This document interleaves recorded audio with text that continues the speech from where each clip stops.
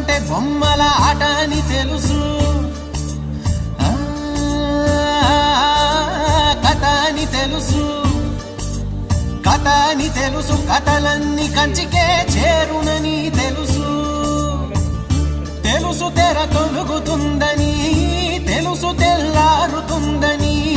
తెలుసు ఈ కట్టె పుట్టుకుమంటదని, తెలుసు ఈ మట్టి మట్టిలో కలిసిపోతదని, ఇన్ని తెలిసి ఇరకాటంలో పడిపోతావు ఎందుకని మాయ